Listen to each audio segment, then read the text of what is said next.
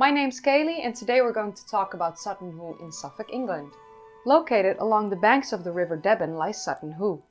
A mansion was built on the property of Sutton Hoo in 1910, and this property was bought in 1926 by Colonel Frank Priddy, a retired military officer. He passed away in 1934 and left a widow, Edith Priddy, and a young son, Robert Dempster Priddy. In 1937, Edith decided that she wanted the mounds on her property to be excavated, and through the Ipswich Museum she hired the services of Basil Brown in 1938.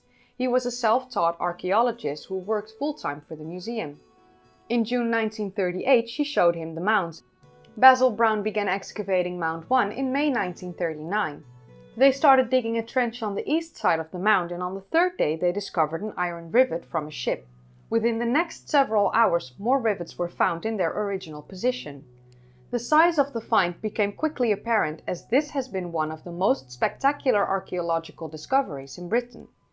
For weeks they painstakingly removed soil from the ship's hull until they reached the burial chamber. You've heard me talk about a ship, but none of the original timber had survived. Only the shape of the ship was perfectly preserved. The artifacts found in the burial chamber near the body have been identified as regalia. This points to it being the resting place of a king. The artistic and technical quality of the gold and garnet inlaid objects are absolutely exceptional and among the true wonders of Sutton Hoo. Sutton Hoo is the cornerstone in the study of art in Britain between the 6th and 9th century AD. The gold and garnet fittings show the fusion of earlier techniques and motifs by master goldsmiths in a new creative way. The Sutton Hoo treasures represent the pre-Christian royal accumulation of precious objects from many different cultures.